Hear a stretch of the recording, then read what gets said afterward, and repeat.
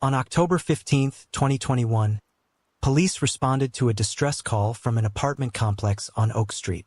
What they discovered inside would haunt them for years to come. The lifeless body of 32-year-old Ethan Reed, a beloved local high school teacher, lying in a pool of his own blood. The prime suspect? His girlfriend of 2 years, 29-year-old software engineer Olivia Rogan.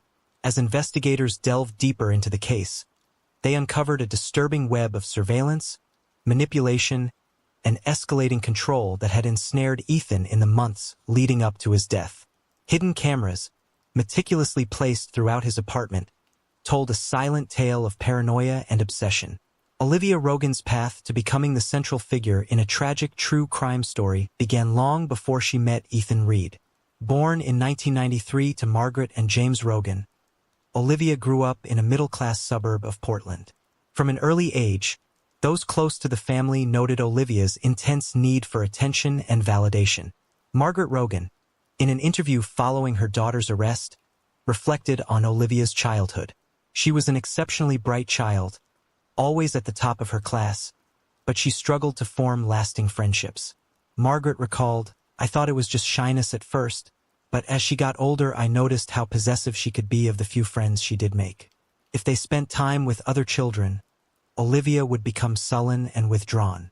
This pattern continued into Olivia's teenage years. Her high school boyfriend, Alex Chun, later told investigators about Olivia's constant need to know his whereabouts. "She would call or text incessantly when we weren't together," he said. "If I didn't respond quickly enough, she'd show up wherever she thought I might be. At the time, I thought it was just because she cared so much." Despite these interpersonal challenges, Olivia excelled academically. She graduated as valedictorian of her high school class and went on to study computer science at Stanford University. It was here that Olivia's controlling tendencies found a new outlet in the world of technology. Her college roommate, Sarah Jennings, remembered Olivia's fascination with coding and surveillance software. "She was brilliant at it," Sarah said, "but sometimes it felt like she was using her skills to keep tabs on everyone around her. She'd casually mention things about our classmates that she couldn't possibly have known without some kind of digital snooping." After graduating with honors, Olivia landed a prestigious job at a tech startup. Her colleagues described her as driven and meticulous, often working long hours to perfect her code. However, her personal life continued to be marked by tumultuous, short-lived relationships. Jason Tran, who dated Olivia for 6 months in 2019, described the relationship as intense and suffocating. "She wanted to know everything about my day, my thoughts, my plans," he said. "When I tried to set boundaries, she'd become angry or manipulative. It was exhausting." By the time Olivia moved back to Ashland in early 2020, accepting a remote position with her company, she had left a trail of broken relationships behind her. Yet those who knew her couldn't have predicted the dark turn her life would take when she met Ethan Reed. Ethan Reed's life stood in stark contrast to Olivia's tumultuous journey. Born in 1990 in Ashland, Ethan was the youngest of 3 children in a close-knit family. His older sister, Amanda Reed, described their childhood as idyllic. "We grew up surrounded by nature, spending our summers hiking in the mountains and our winters skiing. Ethan was always the peacemaker, the one who could make anyone laugh." From an early age, Ethan showed a passion for learning and a natural ability to connect with others. His high school English teacher, Mrs. Elaine Hoffman, remembered him fondly. Ethan had a way of bringing out the best in his classmates. He was patient, kind, and had an infectious enthusiasm for literature. "I always thought he'd make an excellent teacher someday." Mrs. Hoffman's prediction proved accurate. After graduating from the university with a degree in English literature, Ethan returned to his hometown to teach at Ashland High School. Ethan's personal life was characterized by steady, long-term relationships. His college girlfriend, Laura Simmons, remained a close friend even after their amicable breakup. "Ethan was always so balanced," she said. "He valued his independence but was also incredibly loyal and supportive. We broke up because our career paths were taking us in different directions, but there was never any drama." The fateful meeting between Olivia Rogan and Ethan Reed occurred on a sunny Saturday afternoon In May 2020, at a local farmer's market, Olivia, still adjusting to life, had ventured out to explore her new surroundings. Ethan, a regular at the market, was picking up fresh produce for the week. Their eyes met across a display of organic apples, and Ethan, ever the friendly local, struck up a conversation about the best varieties for baking. Olivia, charmed by his easygoing nature and warm smile, found herself lingering at the stall far longer than she'd intended. As they chatted, they discovered a shared love of classic literature, and hiking. Ethan, impressed by Olivia's quick wit and intelligence, suggested they meet up for a hike the following weekend. Olivia, feeling an instant connection, eagerly agreed. Their first date was a hike up to Grizzly Peak, offering breathtaking views of the Rogue Valley. Ethan's friend Mark later recalled Ethan came back from that hike on cloud nine. He couldn't stop talking about how smart and funny Olivia was, how they'd talked for hours without a lull in the conversation. Over the next few weeks, Olivia and Ethan's relationship blossomed rapidly. They spent long evenings discussing books, sharing meals, and exploring the natural beauty of southern area. To those around them, they seemed like a perfect match. However, even in these early honeymoon days of their relationship, there were subtle signs of Olivia's possessive nature. Ethan's sister Amanda noticed that Olivia seemed to monopolize his time. She'd call or text constantly when they weren't together, and she always seemed to have a reason why Ethan couldn't join family gatherings without her. Ethan, blinded by the excitement of new love, brushed off these early red flags. When his friend Mark expressed concern about the intensity of the relationship, Ethan laughed it off. "She's just excited about us," he said. "It'll calm down once we're more settled." Little did Ethan know that this was just the beginning of a pattern that would gradually tighten around him, slowly cutting him off from the life he had built and the people who cared about him most. By the fall of 2020, Olivia had all but moved into Ethan's apartment. Despite him never officially asking her to live with him, she began to exert influence over every aspect of his daily life, from what he ate to how he spent his free time. Ethan's colleague and friend, fellow English teacher Jessica Lawson, noticed changes in his behavior at work. He started turning down invitations to after-school happy hours, something he'd always enjoyed before. When I asked him about it, he said Olivia wasn't comfortable with him being out late, Jessica recalled. It seemed odd, given that she knew most of us and had even joined us a few times. Olivia's control extended to Ethan's social media presence. Friends noticed that his usually active Facebook and Instagram accounts became sparse, with posts becoming infrequent and impersonal. When questioned, Ethan would brush it off, saying he was trying to be more private online. But it was Olivia's attempts to isolate Ethan from his family that raised the most alarm bells. Amanda Reed remembered a particularly disturbing incident during the 2020 holiday season. "We always have a big family Christmas at our parents' house," she said. But that year, Ethan called at the last minute to say he and Olivia couldn't make it. When I pressed him, he said Olivia wasn't feeling well and he needed to stay with her. But I could hear her in the background, sounding perfectly fine. Olivia employed a variety of emotional manipulation tactics to maintain her grip on Ethan. She would oscillate between lavishing him with affection and subjecting him to cold, silent treatments, and if he didn't comply with her wishes.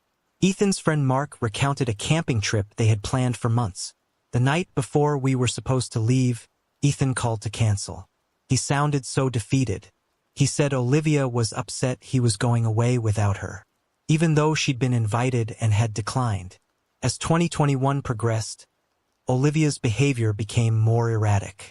She began accusing Ethan of infidelity, despite having no evidence to support her claims. She would show up unannounced at the high school, ostensibly to bring Ethan lunch, but colleagues noted how she seemed to be scanning the room as if looking for signs of inappropriate behavior. Ethan's student, Emma Chun, later testified to a disturbing encounter. "Ms. Rogan came into our classroom during lunch break. Mr. Reed wasn't there, but she stayed anyway, asking us questions about him. Felt really weird and invasive." Despite the mounting evidence of Olivia's controlling behavior, Ethan remained committed to the relationship. Those close to him noted his increasing stress and anxiety, but he would deflect their concerns, often making excuses for Olivia's actions. His sister Amanda confronted him directly in the summer of 2021. I told him I was worried that this didn't seem like a healthy relationship, she said. But he just got defensive. He said I didn't understand Olivia, that she'd been hurt in the past and needed extra reassurance. He truly believed he could help her overcome her insecurities. As Olivia's paranoia and need for control reached new heights, she made a decision that would irreversibly alter the course of her relationship with Ethan and ultimately lead to its tragic conclusion. In late August 2021, while Ethan was away at a weekend teaching conference, Olivia took the drastic step of installing hidden cameras throughout his apartment.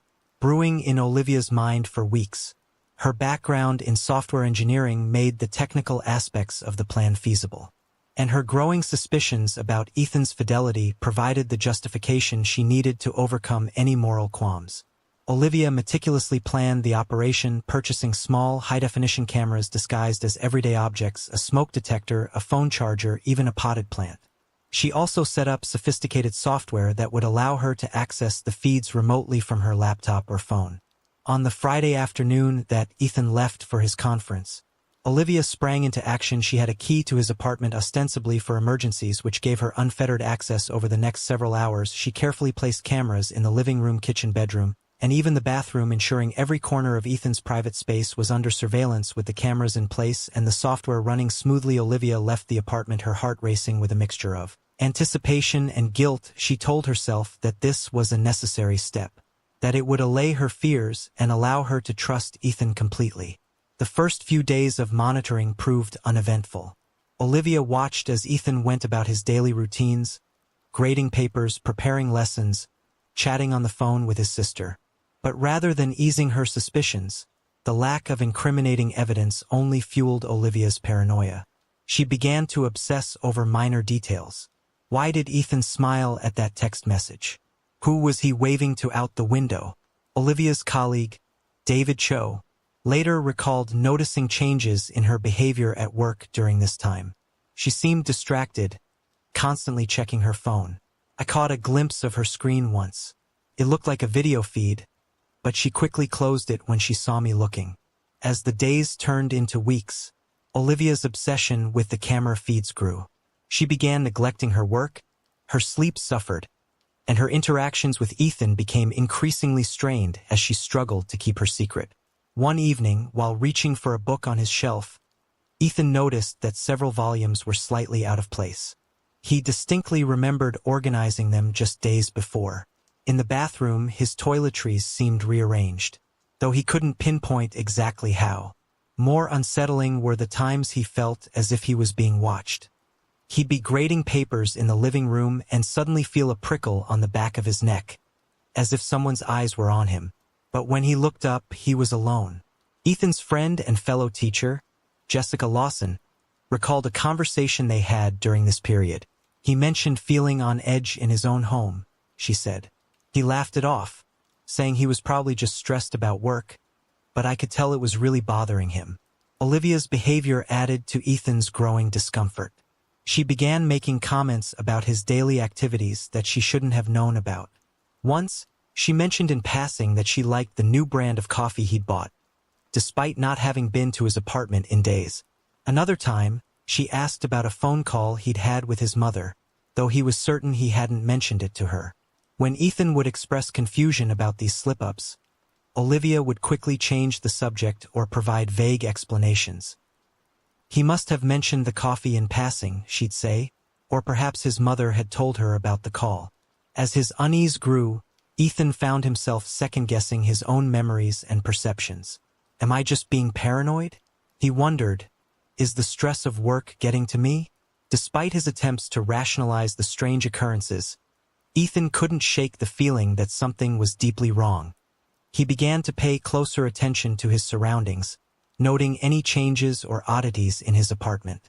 He even considered confiding in his sister Amanda, but hesitated, worried that his suspicions might sound absurd or that he might be overreacting.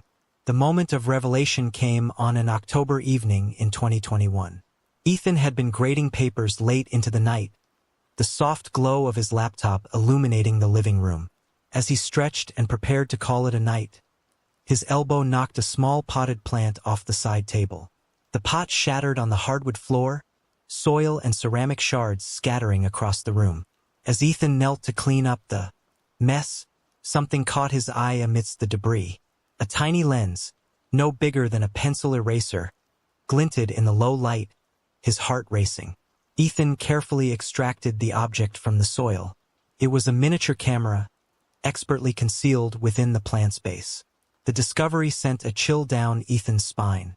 With trembling hands, he began a frantic search of his apartment.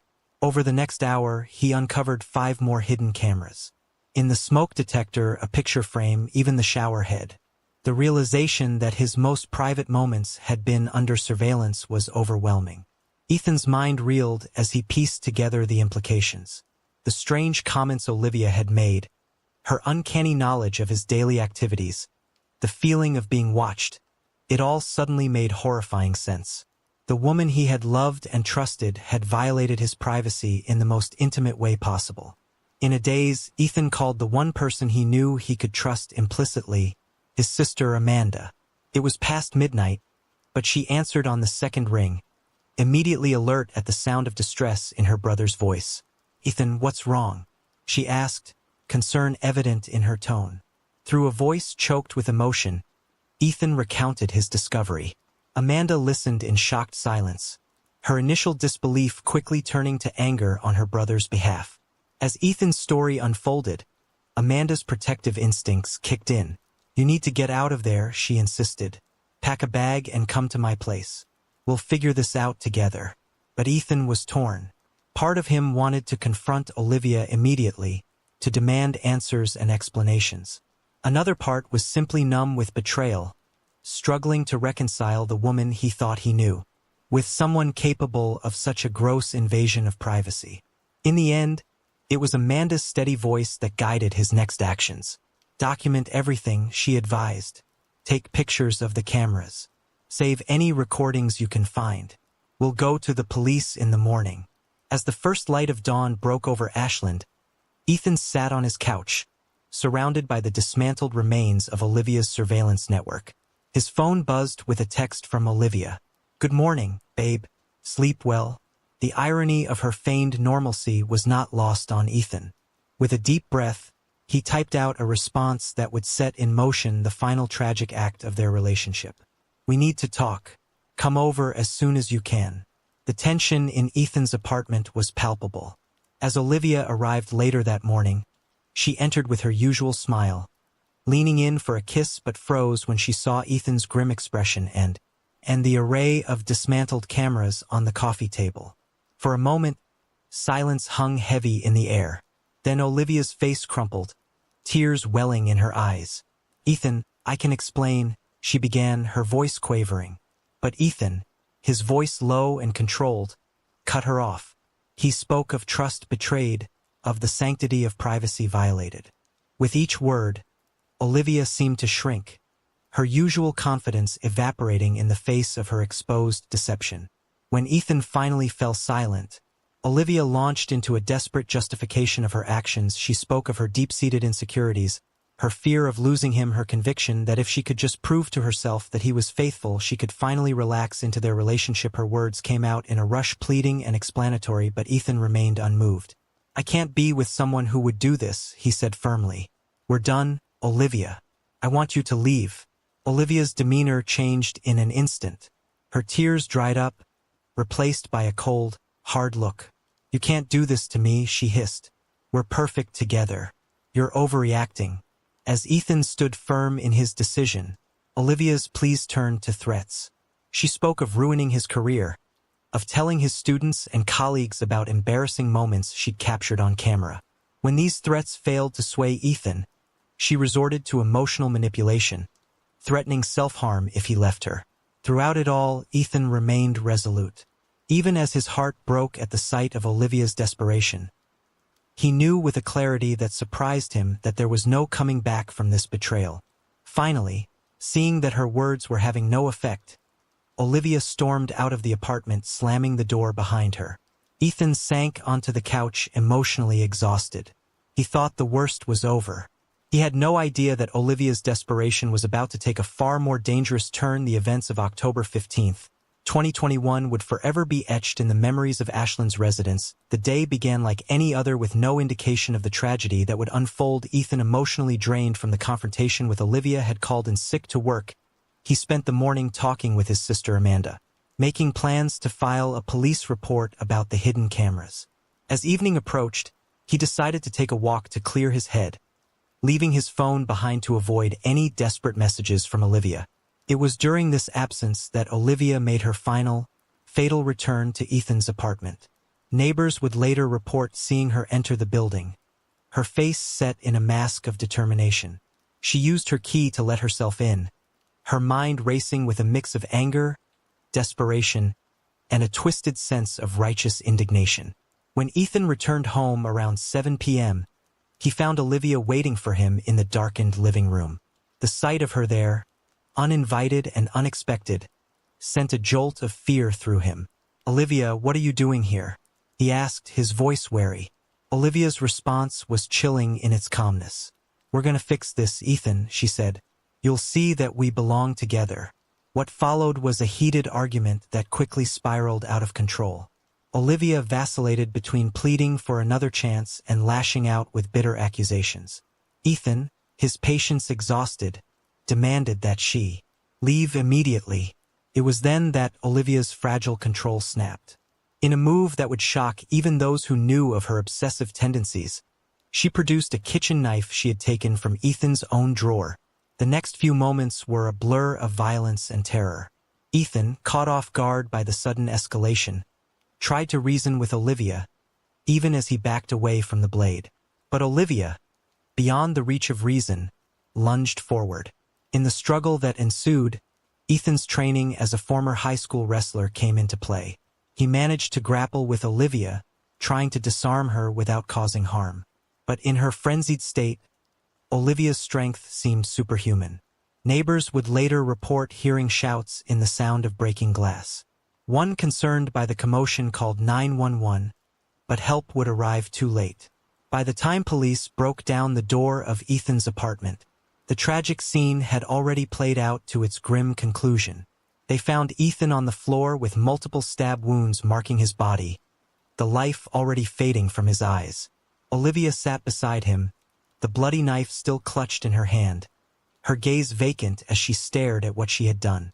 As paramedics rushed in, futilely attempting to save Ethan's life, Olivia offered no resistance when the police took her into custody.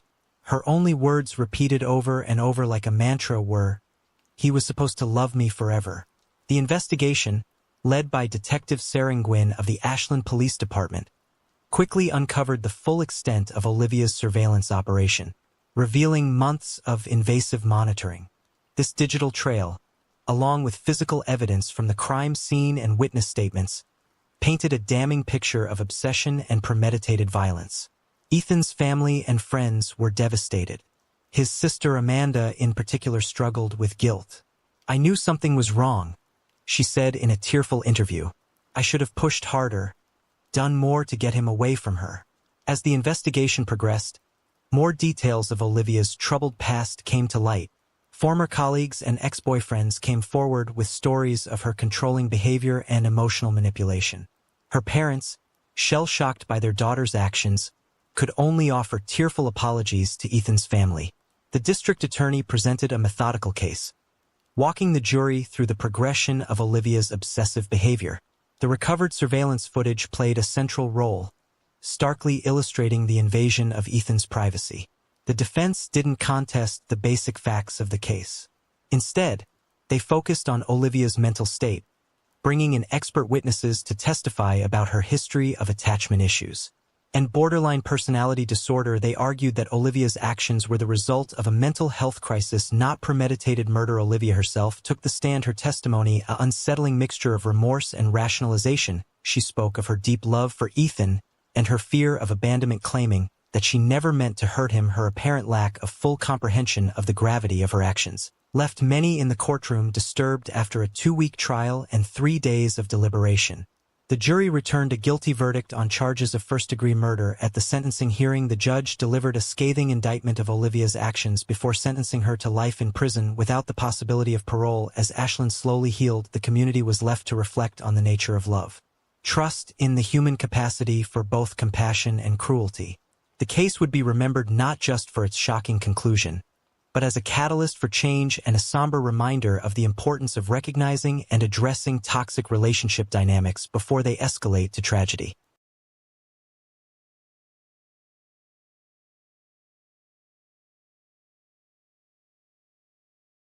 Sabrina Brooks was known for her beauty and charm, qualities that had once captivated her husband, Robert. Their marriage seemed like a fairy tale, a perfect match that everyone admired. But the arrival of Robert's elderly mother, Miriam, into their home set off a chain of events that would end in unspeakable horror. Miriam was a frail but spirited woman, loved by her son and cherished by those who knew her. When Robert decided to bring her to live with them, he believed it was the right thing to do, a way to care for her in her twilight years. Sabrina, however, saw it differently. She viewed Miriam as an intruder, a threat to her domestic bliss. As tensions escalated, Sabrina's resentment turned to desperation.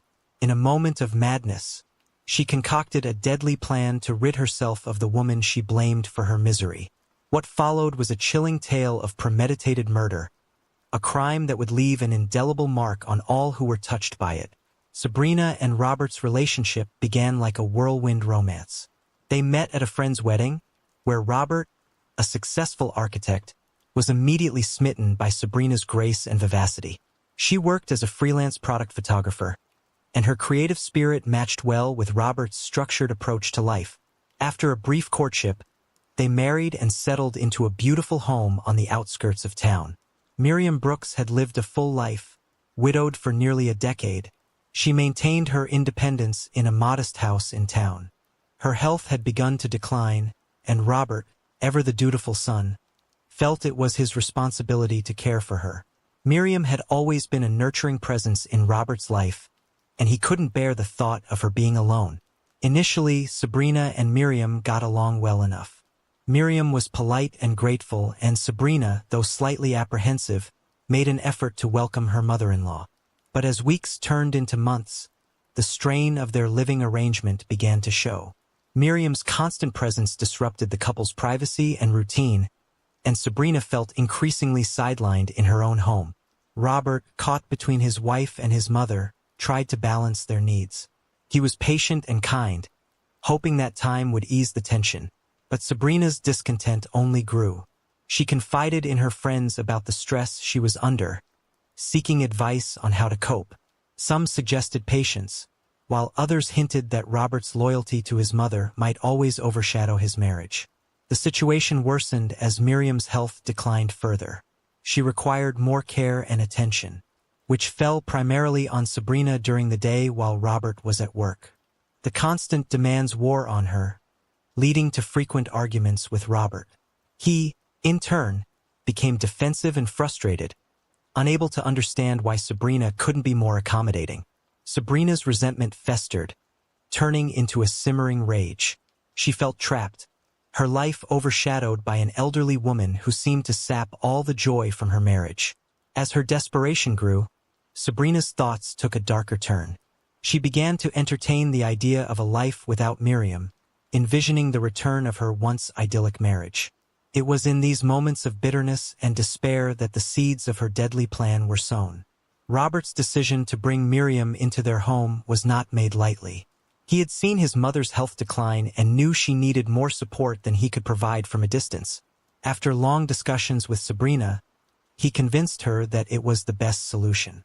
Reluctantly, Sabrina agreed, though she harbored reservations about the impact on their marriage. The day Miriam moved in, Robert and Sabrina prepared a guest room with care.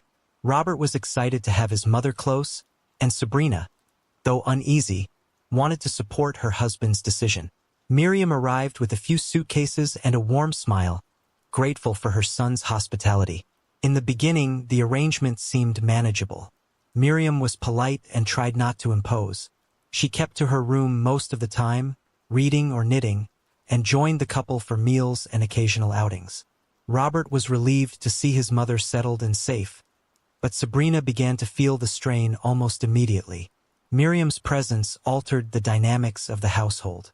Dinner conversations that once flowed easily between Sabrina and Robert now included Miriam's comments and stories. Robert's attention was divided, and Sabrina found herself missing the intimacy they once shared. The subtle shifts in their relationship gnawed at her, creating an undercurrent of resentment. The first major conflict arose over household routines. Miriam, accustomed to her way of doing things, often interfered with Sabrina's established methods. She would rearrange the kitchen, critique Sabrina's cooking, or offer unsolicited advice on housekeeping. Sabrina, who prided herself on running an efficient home, felt undermined and disrespected. One evening, after a particularly tense dinner where Miriam had criticized Sabrina's choice of dessert, the couple had a heated argument. Robert, exhausted from work in the constant tension, defended his mother, insisting that Sabrina was overreacting. Sabrina, feeling betrayed and isolated, lashed out, accusing Robert of always taking his mother's side. The arguments became more frequent. Robert, torn between his love for his wife and his duty to his mother, struggled to keep the peace. He tried to mediate, suggesting compromises and asking both women to be more understanding. But the underlying issues remained unresolved, and the atmosphere in the house grew increasingly toxic. Sabrina's resentment deepened as she felt increasingly trapped in a situation she had never wanted. Her friends noticed the change in her demeanor, and she confided in a few about the constant stress she was under. Some offered sympathy, others advised her to stand her ground, but none could offer a solution that seemed viable. As the days turned into weeks, the initial harmony gave way to a persistent tension that permeated every aspect of their lives. The once warm and inviting home became a battleground of unspoken grievances and simmering anger. Sabrina's frustration reached a boiling point, and she began to fantasize about drastic measures to reclaim her life. Little did she know, those dark thoughts would soon manifest into a chilling reality. The tension in the Brooks household continued to rise, seeping into every corner of their lives. Miriam, oblivious to the depth of Sabrina's resentment, tried to maintain a semblance of normalcy. She believed that, with time, things would improve. But Sabrina's patience was wearing thin, and her anger became harder to conceal. One morning, Sabrina discovered that Miriam had reorganized the pantry. What seemed like a minor inconvenience to Robert felt like a personal affront to Sabrina. She stormed into the living room where Miriam was sitting, her voice shaking with barely contained fury. "You can't just come in here and change everything. This is my house." Miriam looked up, startled. "I was only trying to help, dear. I didn't mean to upset you. It's not help when it's done without asking. You're just making things harder." Robert walked in just as Sabrina's voice rose, and he quickly stepped between them. "Sabrina, please calm down. She's just trying to help." Sabrina shot him a look of pure frustration. "You always take her side, Robert. I'm the one who has to deal with this every day." Robert sighed, rubbing his temples. "This isn't about sides. We're a family. We need to work together." Despite Robert's attempts to mediate, the rift between Sabrina and Miriam grew wider. Sabrina started avoiding Miriam as much as possible, retreating to her studio to work on her graphic design projects. She found solace in her work, a temporary escape from the constant strain at home. But the escape was fleeting. Every time she left her studio, she was reminded of Miriam's presence. The small irritations accumulated, each one adding to the weight of her resentment. She began to dread coming home, the once safe haven now a source of continuous stress. Friends noticed the change in Sabrina. She became more withdrawn, her usual vibrant personality overshadowed by a constant undercurrent of tension. During a coffee outing with her close friend Julia, Sabrina finally opened up about the depth of her frustration. "I don't know how much more of this I can take, Julia. She's everywhere all the time. It's like I'm living with a stranger in my own home." Julia listened sympathetically. "Have you talked to Robert about how you feel?" Sabrina let out a bitter laugh. "Talked? All we do is argue about her. He doesn't see how much it's affecting me. He just wants to keep the peace. Julia reached out and squeezed Sabrina's hand. Maybe you need to take some time for yourself. Get away for a bit. Clear your head. Sabrina nodded, but deep down she knew that a temporary escape wouldn't solve her problems. The constant presence of Miriam in her home felt like a prison sentence, one she couldn't escape from. Her thoughts grew darker, and she began to entertain ideas she had once considered unthinkable. One night, as Sabrina lay in bed staring at the ceiling, a thought crossed her mind that made her shudder. What if Miriam wasn't here anymore? The idea lingered, gaining strength with each passing day. It was a forbidden thought, one that brought a sense of both horror and twisted relief. As the days turned into weeks, the seeds of a plan began to take root in Sabrina's mind. She started researching methods to make someone ill, initially out of morbid curiosity. But the more she read, the more the idea of poisoning Miriam seemed like a viable solution to her predicament. It would be quick, discreet, and if done correctly, could appear as a natural death. Sabrina's desperation clouded her judgment. She convinced herself that this was the only way to regain control of her life and salvage her marriage. The dark thoughts that had once seemed so alien now felt like a lifeline. Little did she know this decision would lead her down a path of no return, with consequences far beyond her darkest imaginings. Sabrina's desperation reached its peak as she found herself more isolated and overwhelmed by the day. The once loving and harmonious relationship with Robert now felt like a distant memory, replaced by constant arguments and mutual resentment. She began to see Miriam not as an innocent elderly woman, but as the embodiment of all her marital problems. Confiding in friends became a regular outlet for Sabrina's frustration. During a particularly emotional conversation with her friend Lisa, Sabrina's true feelings came to the surface. "I can't do this anymore, Lisa. Every day is a battle. I feel like I'm losing myself." Lisa looked concerned. "You need to find a way to cope, Sabrina. Maybe you should see a therapist or take some time away." Sabrina shook her head. "Therapy won't change anything. The problem is Miriam. As long as she's here, nothing will get better." Lisa hesitated, then spoke softly. "Have you thought about asking her to move out? Maybe she could go to a care facility where she'd get the help she needs." Sabrina's eyes darkened. Robert would never agree to that. He's too loyal. He'd see it as abandoning her. Lisa sighed. "I'm worried about you, Sabrina. This isn't healthy. You need to do something before it's too late." Sabrina nodded absently, but her mind was already elsewhere. She had considered every possible solution and always came back to the same conclusion. Miriam had to go. The idea of poisoning her mother-in-law, once a fleeting thought, now seemed like the only viable option. Sabrina began to meticulously plan Miriam's demise. She spent hours researching poisons, focusing on substances that would be difficult to detect. Her background in graphic design gave her an eye for detail, and she applied this skill to her dark new project. She discovered that certain plants, when ingested in small doses over time, could cause symptoms resembling a natural illness. With a plan in place, Sabrina started the next phase, obtaining the poison. She chose aconite, a potent toxin found in monkshood plants. It was a risky choice, but one that could be easily masked in food.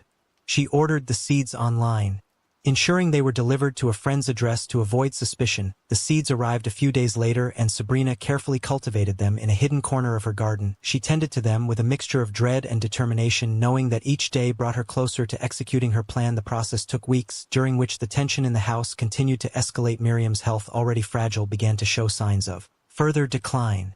She frequently complained of stomach pains and nausea, symptoms that Sabrina dismissed with a feigned concern. Robert, ever the devoted son, grew increasingly worried, suggesting doctor visits and tests to determine the cause. Sabrina played her part well, expressing appropriate levels of worry and support. She accompanied Miriam to the doctor, reassuring Robert that they were doing everything possible. The doctors attributed Miriam's symptoms to her age and existing health conditions, prescribing medications that did little to alleviate her suffering. The final stage of Sabrina's plan required careful timing. She waited for a day when Robert would be away for an extended period, ensuring she had the house to herself. She prepared a special meal for Miriam, infusing it with a small amount of aconite. The dose was low enough to avoid immediate suspicion but high enough to exacerbate Miriam's symptoms. As Miriam ate the meal, Sabrina watched her with a mix of anxiety and anticipation. She felt a twisted sense of relief, believing that she was finally taking control of her life. But the act also brought a deep sense of guilt, one that gnawed her even as she reassured herself that this was the only way. In the days that followed, Miriam's condition worsened. She grew weaker and more lethargic, her complaints of pain more frequent. Robert was beside himself with worry. While Sabrina maintained her facade of concern, the poison was doing its job, slowly but surely, and Sabrina felt both triumphant and terrified at the prospect of what she had set in motion. Sabrina's meticulous planning reached its final stages as she prepared to carry out the poisoning.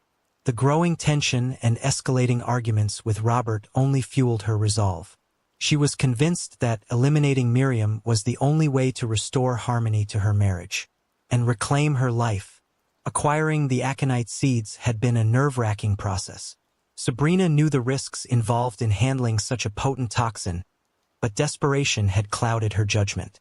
She carefully cultivated the plants, watching them grow with a mix of dread and determination. Each step brought her closer to the point of no return. Sabrina spent hours in her studio, not working on her usual graphic design projects, but refining her plan. She researched the effects of aconite, ensuring she understood the symptoms it would produce. Vomiting, diarrhea, and abdominal pain were common, symptoms that could easily be mistaken for a severe but natural illness in an elderly woman like Miriam. Timing was crucial. Sabrina needed to administer the poison in such a way that it would slowly deteriorate Miriam's health, making her death appear as a natural progression of her existing ailments. She decided to mix small amounts of the aconite into Miriam's food over several weeks, gradually increasing the dosage. Sabrina's first attempt was a simple broth. She chose a day when Robert was working late, giving her the time and privacy she needed. Miriam, unaware of the sinister intent behind the meal, ate the broth without suspicion. Sabrina watched her carefully, noting any signs of discomfort. In the days that followed, Miriam began to complain more frequently of stomach pains and nausea. Sabrina played the concerned daughter-in-law, offering comfort and suggesting they visit the doctor. Robert, seeing Sabrina's apparent dedication, was grateful and less inclined to suspect any foul play. Sabrina continued to administer the poison, each dose carefully calculated to avoid immediate detection. She alternated the methods of delivery, sometimes mixing it into tea, other times blending it into soups or casseroles. Each meal brought Miriam closer to the brink, her health steadily declining. Despite her outward calm, Sabrina was racked with guilt and fear. The enormity of her actions weighed heavily on her, but she convinced herself that this was the only solution. She reminded herself of the life she would regain once Miriam was gone, a life free from the constant strain and arguments. Robert's increasing concern for his mother's health provided Sabrina with the perfect cover. He arranged for multiple doctor visits, each one yielding no definitive answers. The medical professionals attributed Miriam's symptoms to her age and existing conditions, prescribing medications that did little to help. Sabrina's plan seemed to be working flawlessly. Miriam's decline was gradual, and the doctors saw no reason to suspect foul play. Sabrina's meticulous research and careful administration of the poison ensured that Miriam's symptoms matched those of a natural illness. The final dose was administered on a particularly stressful day. Robert had left for an extended business trip, leaving Sabrina and Miriam alone in the house. It was the perfect opportunity to deliver the fatal dose of aconite without immediate suspicion. The house felt unnaturally quiet, a silence that seemed to echo Sabrina's racing thoughts. Sabrina prepared Miriam's favorite soup, a creamy mushroom bisque. She measured the aconite carefully, her hand steady despite the turmoil inside her. This was it. There was no turning back. The poison, now finely ground and nearly invisible, was mixed into the soup with methodical precision. As she carried the bowl to the dining table, Sabrina forced a smile. "Lunch is ready, Miriam. I made your favorite." Miriam, looking frilier than ever, managed a weak smile. "Thank you, dear. You're so kind." Sabrina felt a pang of guilt but quickly suppressed it. She watched as Miriam slowly ate the soup, each spoonful bringing her closer to the end. The meal progressed in a heavy silence, broken only by the sound of Miriam's labored breathing. As the poison took effect, Miriam's discomfort became evident. She clutched her stomach, her face contorted in pain. Sabrina maintained her facade of concern, suggesting they call a doctor. But the symptoms progressed rapidly, and soon Miriam was struggling to breathe. Sabrina dialed 911. Her voice filled with feigned panic. "My mother-in-law is very ill. Please send an ambulance quickly." The paramedics arrived within minutes. Finding Miriam in severe distress, they rushed her to the hospital with Sabrina following closely behind. In the sterile confines of the emergency room, Sabrina watched as the doctors and nurses worked frantically to save Miriam. She maintained her act, shedding tears and expressing worry. But inside she felt a grim sense of relief. Despite their efforts, Miriam's condition deteriorated rapidly. The poison had done its job, and within hours Miriam passed away. The official cause of death was listed as complications from her existing health issues, exacerbated by her age. The doctor saw no reason to suspect foul play, and Sabrina's plan seemed to have succeeded perfectly. Robert was devastated when he received the news. He returned home immediately, shattered by the loss of his mother. Sabrina played the supportive wife, comforting him through his grief while hiding the dark truth. The funeral was a somber affair, with friends and family gathering to pay their respects. Sabrina's performance was flawless, her sorrow appearing genuine to all who observed, but the guilt gnawed at her. Each time Robert spoke of his mother's kindness and strength, Sabrina felt a stab of remorse. She had taken an innocent life, driven by desperation and resentment. The relief she had expected was overshadowed by the weight of her actions. She had crossed a line and there was no going back. In the weeks that followed, life slowly returned to a semblance of normalcy. Robert threw himself into his work, using it as a distraction from his grief. Sabrina, meanwhile, tried to resume her usual routines, but the shadow of her crime loomed large. She found it difficult to concentrate on her graphic design projects, her mind constantly replaying the events of that fateful day. Her friends noticed the change in her demeanor, but Sabrina attributed it to the stress of Miriam's death and the strain on her marriage. She continued to put on a brave face, maintaining the facade of a grieving daughter-in-law, but inside she was falling apart. One night, as she lay in bed beside Robert, the enormity of her actions hit her with full force. She had committed murder, taken a life to solve her problems, and now she had to live with the consequences. The thought was overwhelming, and Sabrina found herself trembling with a mix of fear and regret. Robert, sensing her distress, reached out to comfort her. But deep down, she knew that the truth could not remain hidden forever. The seeds of her crime were planted, and it was only a matter of time before they bore fruit. Sabrina's carefully constructed world was built on a foundation of lies, and as the days passed, she began to realize that the price of her actions would be far greater than she had ever imagined. In the aftermath of Miriam's death, life in the Brooks household settled into a somber routine. Robert's grief was palpable, and Sabrina did her best to support him, all the while masking her own turmoil. She believed she had successfully concealed her crime, but the peace she longed for remained elusive. Little did she know, the real consequences of her actions were about to unfold. The initial investigation into Miriam's death was routine. The doctors attributed her passing to natural causes, given her age and existing health conditions. However, a nurse who had been present during Miriam's final hours noticed something odd. The rapid progression of her symptoms seemed unusual, even for someone of her age. The nurse, Emma Collins, mentioned her concerns to the attending physician, Dr. Alan Harris. Emma was experienced and meticulous, not one to jump to conclusions. Dr. Harris, although initially dismissive, agreed to review Miriam's case notes. Upon closer inspection, he too found the rapid deterioration puzzling. They decided to conduct a more thorough autopsy, just to be sure. The autopsy revealed traces of a toxin in Miriam's system, something that should not have been there. Dr. Harris immediately alerted the authorities, and the case was escalated to the Greenwood Police Department. Detective Laura Rogan was assigned to lead the investigation. Detective Rogan was a seasoned investigator with a keen eye for detail. She began by interviewing the medical staff who had attended to Miriam, gathering information about her symptoms and the timeline of her decline. The discovery of the toxin raised alarm bells, and Rogan knew this was no ordinary case. Next, Rogan turned her attention to the Brooks household.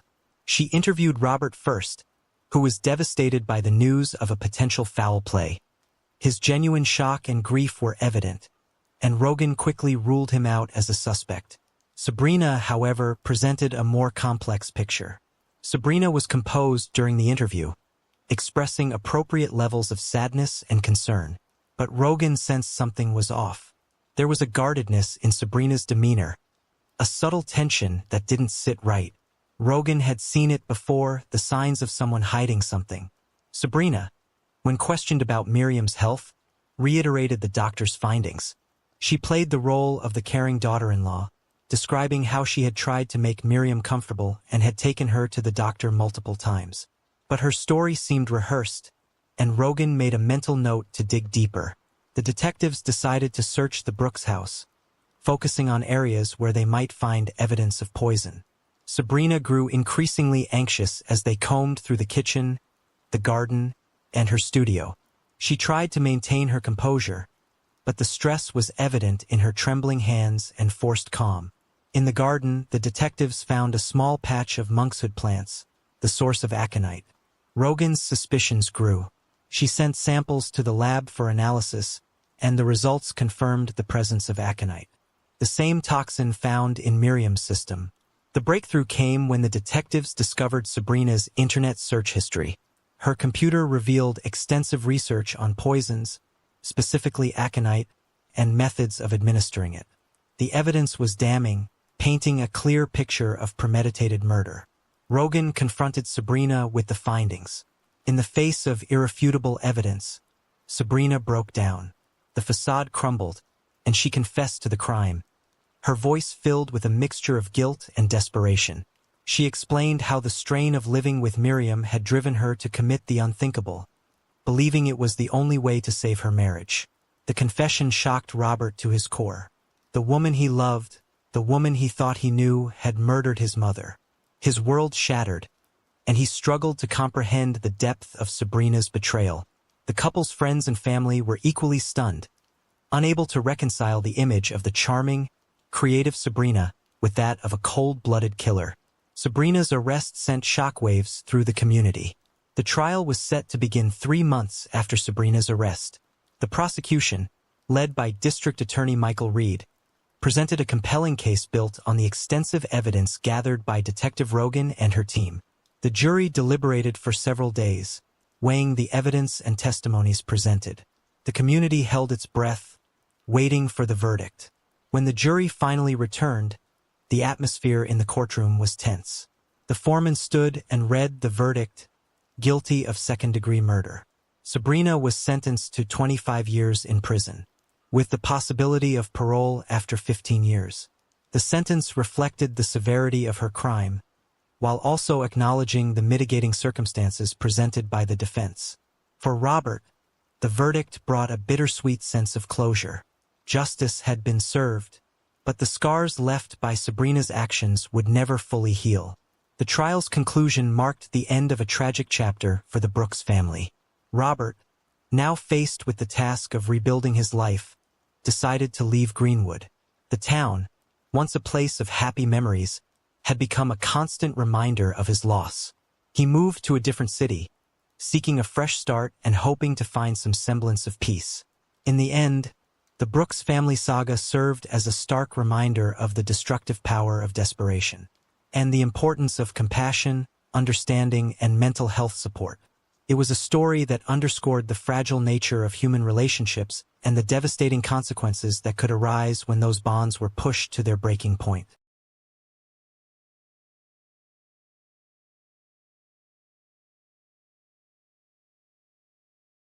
A nurse left work and headed home, but she never made it there.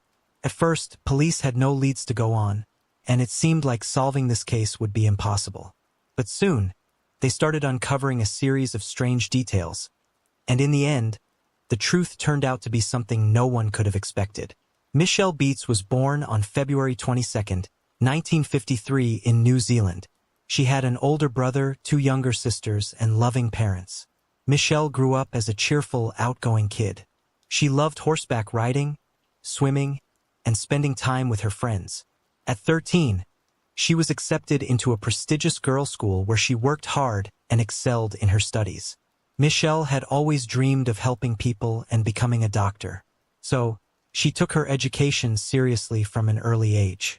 After finishing school, she earned her medical degree and began working at a hospital in Auckland. But eventually, she decided to move to Australia.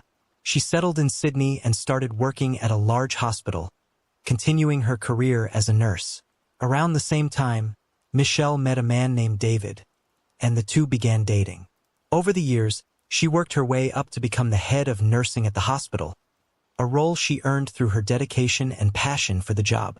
At one point, she was even selected to join the medical team assigned to accompany the Pope during his visit to Australia. On April 27, 2010, 57-year-old Michelle started her day like any other, heading out early for her hospital shift and returning home around 6 o'clock in the evening. On her way, she also stopped by a local shopping center to pick up some groceries. At about 6:20 p.m., a couple walking their dog down Michelle Street heard a woman screaming. Alarmed, they followed the sound, which led them straight to Michelle's house. They saw a man in a hoodie wearing a balaclava and carrying a backpack climbing out from her yard.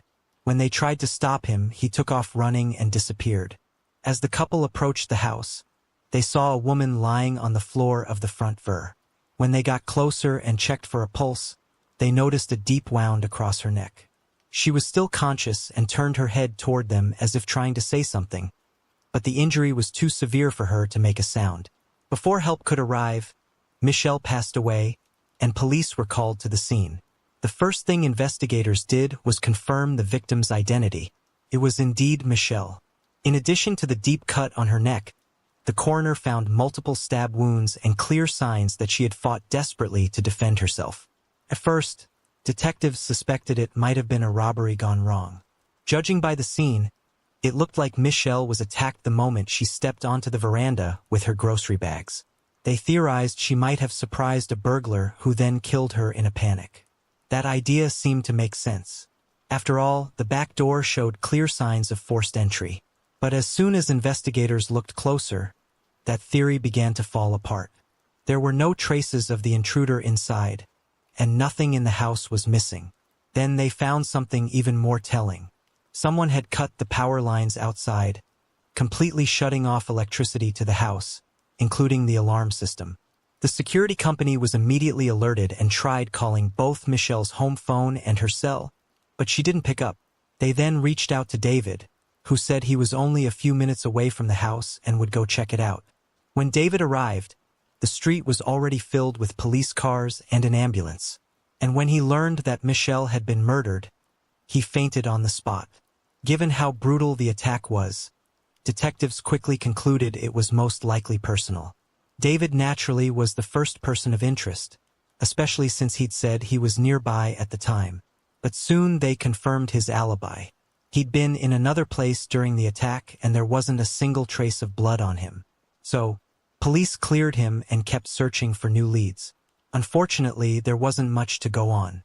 The crime scene offered almost nothing, just a few faint smudged footprints leading from the house toward a nearby street. Since that matched the direction in which witnesses said the suspect had fled, officers began pulling footage from hundreds of surveillance cameras along the route and beyond. Meanwhile, news of Michelle's murder spread quickly across the city, and it sent shock waves through her neighborhood. It was an upscale, peaceful area where crime was virtually unheard of, and even petty thefts were rare.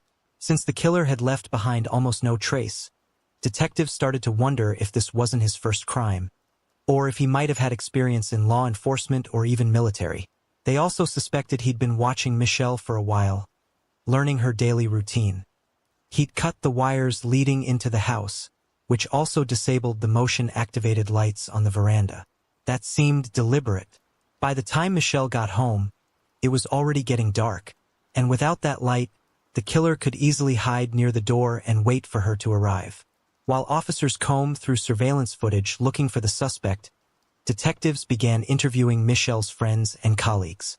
Staff at the hospital where she worked said there had been issues in the past with certain patients who'd harassed nurses. But investigators found no link between those incidents and Michelle's murder.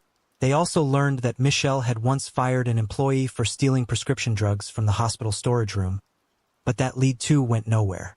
However, as detectives kept talking to her coworkers, one name kept coming up again and again. A man named Walter, whose behavior, everyone said, had always been strange. Walter was originally from the United States. He'd come to Australia on a work visa and got a job as a nurse at the same hospital where Michelle worked. She was actually his supervisor, the one who signed off on his employment papers. But just a few months before the murder, Michelle decided not to renew his contract after multiple complaints had been filed against him. Several nurses had reported his inappropriate behavior, and overall, staff were afraid of him. He had a reputation for being short-tempered and unpredictable. In fact, Michelle even asked a colleague to stay in the room with her when she broke the news to Walter that he was being let go because she was genuinely worried about how he might react. But that wasn't the end of it. After he was fired, Michelle told coworkers she'd seen Walter near her house several times, which understandably terrified her. Detectives quickly realized that Walter might have been stalking her in the days leading up to the murder. They also learned that he had previously served in the U.S. Marine Corps and had extensive combat training. Still, when investigators questioned him, Walter denied having anything to do with Michelle's death. He claimed there had never been any bad blood between them. He said he didn't hold a grudge about losing his job and barely even knew her since. According to him, they hardly ever interacted at work.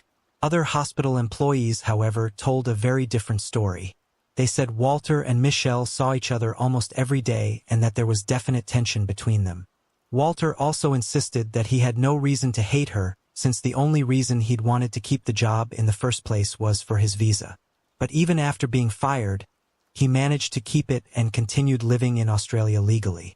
As for the night of the murder, Walter said he'd met his wife at the train station around 7 p.m. and that they'd went home together. He swore he'd never been anywhere near Michelle's house that evening. Police searched his house, but came up empty. Even so, Walter was still their prime suspect. They just didn't have the evidence to nail him yet. And then, just days after Michelle's murder, something eerie happened. Walter ended up in the very same hospital he'd been fired from. He'd suffered some kind of seizure, and the staff, Michelle's own colleagues, had to treat the man. Everyone already suspected might have killed her. Meanwhile, detectives kept going through hundreds of hours of surveillance footage, and eventually they caught a break. On one of the recordings from a shopping center less than a mile from Michelle's house, they spotted a man who looked a lot like Walter. The timestamp showed he was there just 10 minutes after the murder. But that wasn't all. The footage also showed him tossing his backpack into a trash bin before walking away. When investigators brought Walter back in and showed him the footage, he didn't seem nervous at all. He admitted it was him on the video, but said he just stopped by the mall to run some errands and that the backpack was old, something he'd been meaning to throw away for a while. Police sent crews out to multiple landfill sites across the city, trying to track down that bag, but came up empty-handed. Despite all the suspicious details, detectives still didn't have enough to charge him with anything. For the next few weeks, investigators struggled to find any new leads. It was starting to look like the killer had completely covered his tracks and that justice might never come. But then, 3 weeks after the murder, everything changed in the most unexpected way. Walter's wife, Samantha, came forward and told police she was ready to testify against her husband in exchange for full immunity. According to his wife, Walter hated Michelle for not renewing his contract. He also believed she'd given bad references about him to other hospitals, which made it impossible for him to find another job. He complained about Michelle to his wife, insulted her, and eventually started talking about getting revenge. At first, he told his wife he just wanted to scare Michelle in a very odd way. He said he'd dress up as a Mormon and go to her house to silently hand her a religious pamphlet. Pretty quickly, he shifted into darker territory, claiming he worked for some secret Irish organization that had finally given him permission to kill and that he'd be paid a lot of money to do it. In the weeks before Michelle's death, he began preparing. He watched her, learning her routines and routes, and called her home phone from Painstaking more than 30 times to figure out when she was home. He even drove past her house to watch her, often not even trying to hide. And Michelle said she'd spotted him several times. His wife also told police that Walter practiced knife strikes on her and her brother, focusing on how to cut a throat silently, a technique she said he'd learned in the military. He'd take the knife every morning when he woke up and again before bed, just sitting and staring at it. A few days before the murder, he bought a whole outfit from a thrift store, including gloves, and paid in cash, so the purchase couldn't be traced. On the day of the murder, Walter did meet his wife, but not at the train station. They met at the same shopping center where he later threw away his backpack. When she tried to kiss him, he told her not to touch him because he was dirty, then admitted he had just killed Michelle. Walter said he broke a window at Michelle's house and tried to pry open the back door to make it look like a break-in. He also cut the wires leading to the house to disable the porch lights and waited for her to come home. But despite all that planning, something went wrong. Walter had intended to ambush Michelle from behind. But that evening, her car broke down, so she had to park on a different spot. When she finally stepped onto the porch, she saw him and screamed. Walter told her he wouldn't hurt her if she stayed quiet. Michelle said, "Okay, I won't scream. I'm just afraid you'll hurt me." Right after that, Walter slashed her throat and stabbed her several times in the upper body. When he saw a couple running toward the house after hearing the scream, he fled. He changed clothes behind a nearby garage, stuffed his bloody outfit and knife into his backpack, and threw it away at the mall. Samantha explained that she hadn't gone to the police sooner because she was terrified, afraid that if she talked, Walter would kill her, too. Around that same time, detectives got a call from a journalist who said she had some interesting information to share. She told them she'd met Walter in the early days of the investigation. Right after reporters learned that police were starting to suspect him, she got his phone number, and over the next 2 weeks, they spoke several times. During all those conversations, Walter kept insisting he was innocent until one day he called her again and said he needed to tell her something unpleasant. He admitted that he had killed Michelle, saying it was a contract killing for a large amount of money. Walter claimed he'd been diagnosed with cancer and wanted to make sure his wife had enough money to return to her home country, Vietnam, and start a business there. The journalist immediately contacted detectives who, as it turned out, were already interviewing Walter's wife at that very moment. Her brother also confirmed that Walter had practiced knife attacks on him and even asked him to come along to Michelle's house to act as a lookout during the murder. That was all the police needed to make an arrest. Walter was charged with murder, but refused to plead guilty, and he was sent to jail to await trial. A few months later, guards found him in his cell bleeding heavily and rushed him to the hospital where doctors managed to save his life. It turned out Walter had done it to himself, so he was placed under close supervision. The trial began about 1.5 years after the murder, and Walter still refused to plead guilty. He showed little interest in what was happening and barely participated in the process, leaving everything to his lawyer. His attorney argued that there were no physical pieces of evidence linking Walter to the crime and tried to challenge the statements made by his wife and brother. According to the defense, they had every reason to lie. After all, they had both struck a deal with prosecutors and were granted full immunity. And that wasn't all. As part of the agreement, they were also promised Australian visas.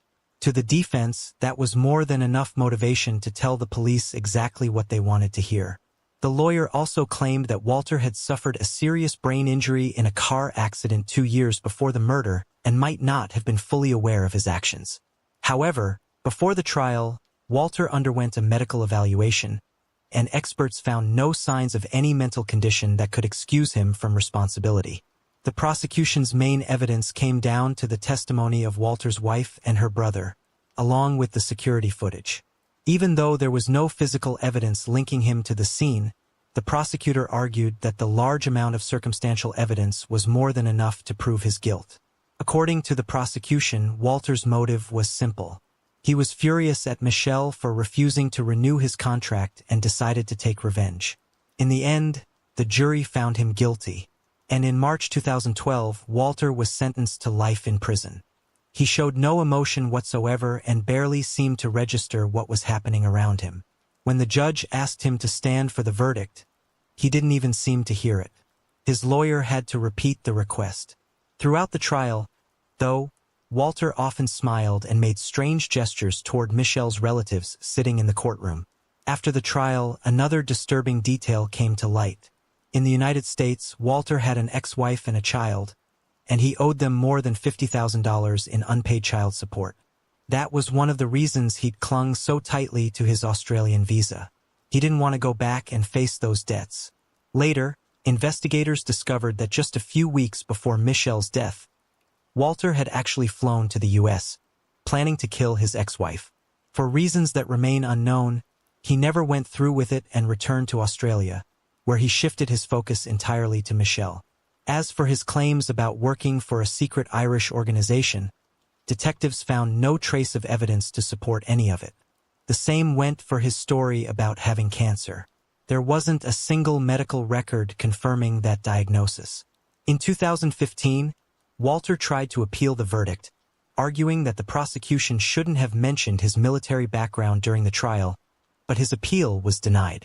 Walter remained in prison to serve his life sentence.